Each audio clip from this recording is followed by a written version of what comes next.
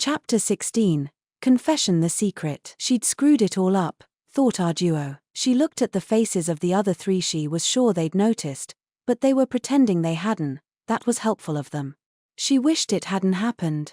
She would will it away. She considered why Yo had summoned you like this immediately before his surgery, and why he had called Arduo, who to all appearances had nothing to do with the matter. Yo, in her opinion, had no intention of letting you go. Was that because of that silly promise he'd made to Arduo so long ago, or because, in order for him to be heaven, he wanted you to succeed to the same? Whichever, it had caused him to bring Arduo to this making of his will. Normally a woman like her, not even a consort, would have no place at a gathering like this. He ought to have brought his empress, Gyokuyu. There was a simple way for him to ensnare you. All the emperor had to do was publicly name him as his successor. You might have many enemies, but he also had many allies.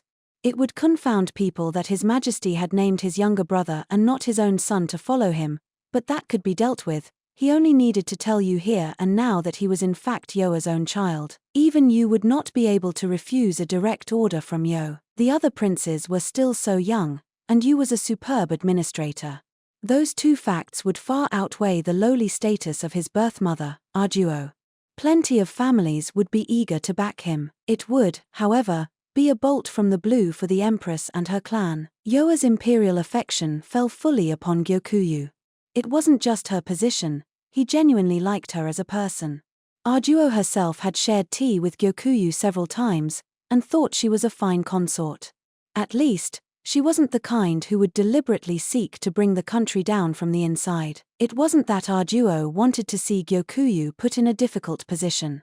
There was no need at this late date to reveal that her supposedly dead son yet lived. Even if those involved understood, though, they must have questions. Yo was not a person, he was heaven itself. All others were merely people. Yo could be permitted anything he might do so long as he was emperor, so long as the mandate of heaven was not taken from him. Heaven could treat people as it wished. It need not worry itself with what it meant to choose someone as a partner for the night on a whim.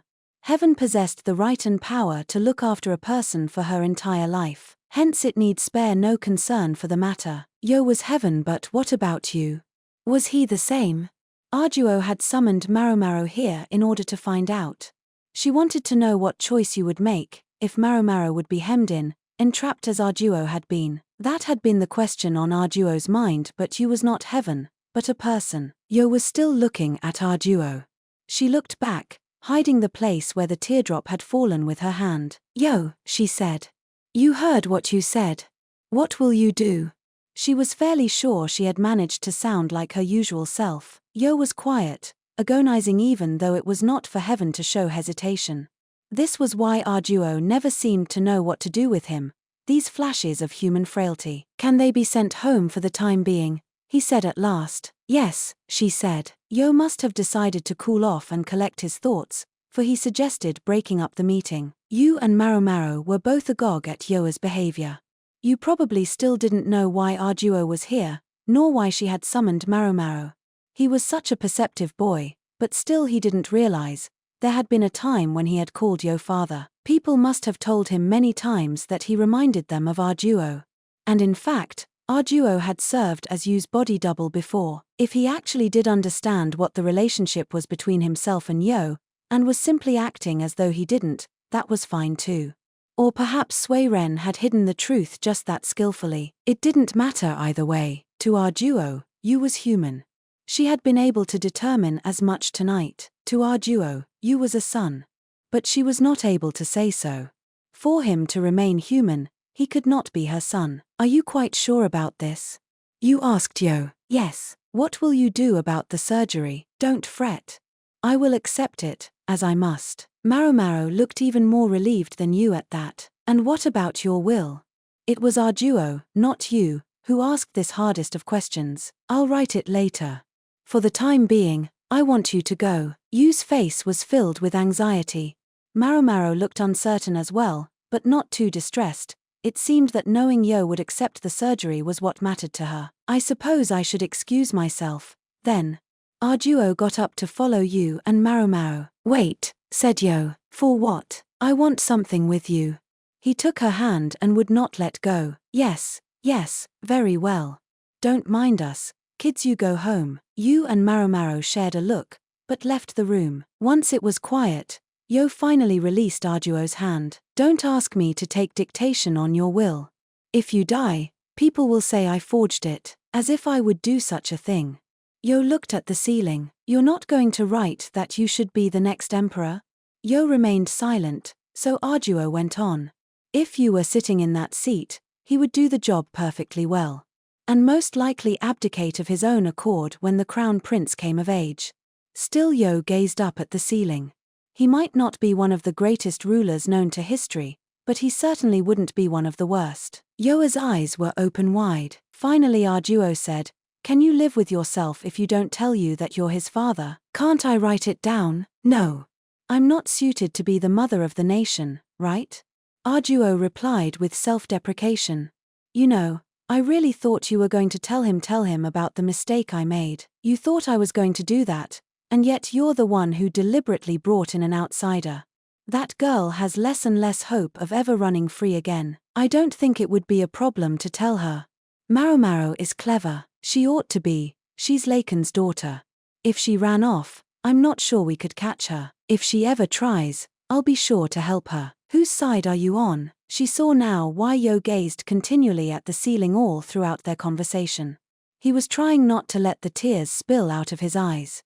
All this blustering talk was probably just an act so that he looked strong. "Arduo," he said. "Do you resent me?" "Yo," she replied. "Do you think I couldn't? Is there something that I failed to give you? Ha ha ha." That's the thing. Yo had been good to Arduo.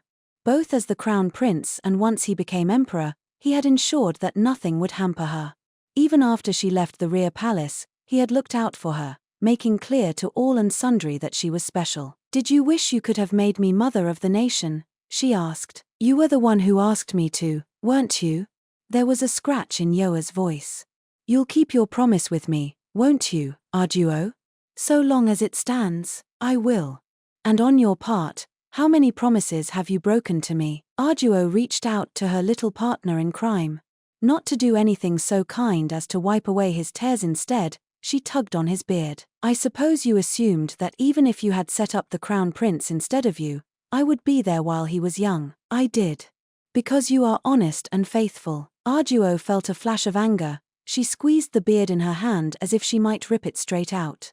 "Setting up the crown prince would be an excellent way to control your other subjects. And were you of a mind to switch him with you when he grew up bold and strong? Or were you planning to break your promise to me? If you were, you should have just said so. How many years, how many decades did you plan to keep me like a pet?" It was vacillation, pure and simple. It shouldn't have happened, but to Yo, it would be allowed. If it were a political matter, you would have been able to make up your damn mind. "I was useless baggage, and you should have just cut me loose." "You're not baggage, I am.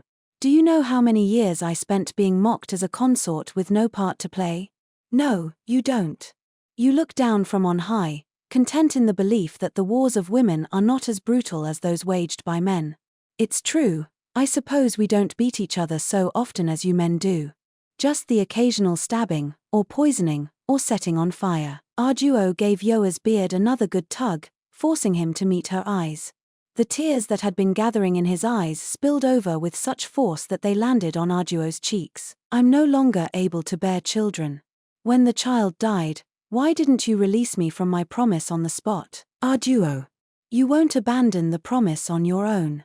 If you ever know for a fact that you can no longer keep it, in whatsoever form, I'm sure you'll just go off somewhere without asking me." And yet, Arduo was still there with Yo. Was that it? Is that what tipped you off that the babies had been switched? Arduo found she couldn't resist a smile. She'd always wondered how Yo had found out, when she was certain that her conspirators Anshi and Suiren would never have betrayed her. "I must admit, you do know how I think." "Yes, and since you know me so well, I'm sure you haven't forgotten what I wanted to do." "No." Back when Yo had been crown prince, he'd often sneaked away when he was sick of studying, and the two of them would hide and eat snacks together, chatting idly as they ate. "I'll never be an official," So maybe I should be a merchant or something. Arduo had been so bright and eager as she spoke those words. How many decades ago had that been now? But once she had spent the night with the emperor as his instructor, she lost any opportunity even to leave the rear palace, let alone to be a merchant. There was no way Yo could fail to understand that. Ordering me to spend the night together may have been a whim for you, but it has dogged me for my entire life, she said. After a moment, Yo said, if you'd become a merchant, you might never have come back to the palace. His hair, which was starting to show streaks of white, seemed to droop. His cheeks, covered with whitening powder, were sunken. You would have left me here and never come back. What does it matter if I'd stayed or if I'd gone? Without an order from you, I would never even see you, would I, Yo? Arduo certainly had no right to summon him. It was he who had the authority. Their positions in life had been fixed at birth.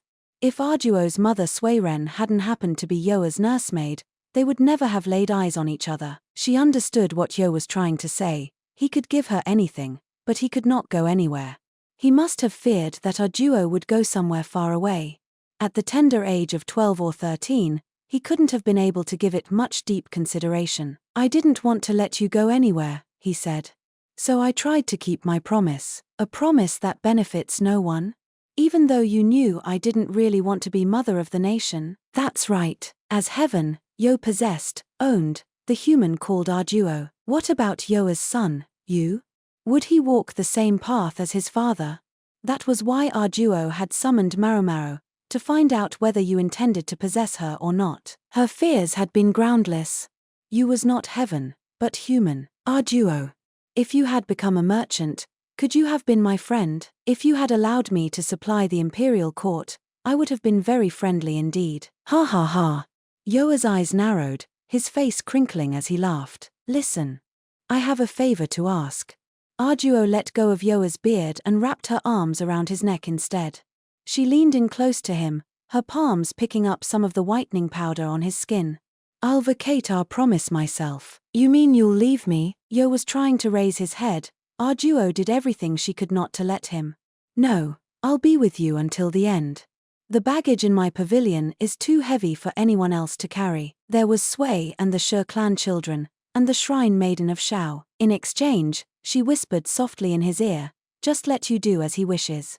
I'll listen to you complain all you like. Until my very bones creak. Arduo knew what hubris her request represented. Yu was her only son, and Yo had other children, yet she was asking him to treat you special. This was the greatest favor she could demand. The boy is part of the imperial family, but he's too nearly human. He's too kind, she said. Yes, I see. He has the potential to become a wise ruler, but at the same time, I don't think he would live for long. Perhaps not. What an emperor needed was not kindness, but compassion, something that flowed from high to low. A ruler who saw himself as equal to his subjects would grow ill, and you had shown that he refused to involve the person who might cure that illness. Arduo knew she was doing wrong by Gyokuyu and Lihua and the other consorts. She was asking Yo for something immensely selfish. She was pushing a burden on to other children in order to protect her own. You failed. It was a mistake to let him take over the rear palace on a childish bet. Why did you make such a wager? He's more clever than we give him credit for. Arduo. Ha ha ha. Yes, he gave the consorts the runaround in the rear palace, yet never laid a finger on any of them. It might have saved you the trouble of producing offspring, Yo, but you well understood how much trouble it would be. Yoa's head shifted in Arduo's arms. At least he had the mental space to laugh now. You should hurry and go to sleep, she said. You have a very uncomfortable surgery tomorrow. Oh, don't do that. Yes, I know. I'll rest. We don't want any unexpected side effects on account of me feeling weak from lack of sleep. Not going to write your will after all. I don't plan to die. Write it anyway. At least put down that it's no crime if the physicians fail. Arduo let Yo go. Why, you're assuming they'll kill me. He gave her a sulky look like someone much younger than he was. Maomao and her adoptive father are helping with the surgery. If it doesn't work out, you'll find yourself with the La clan for enemies. Stop, stop. Laken gave me enough trouble for banishing his uncle. He won't give you any trouble when those doctors mess up, because he won't be in this world anymore. I told you, stop assuming I'm going to die. Yo said, but he got out a writing set. I see your handwriting is still awful. Pipe down. So Arduo and Yo began writing his will, bantering like children of 10. Yo was heaven, and Arduo was human. Yet they could, at least, act as if they were friends.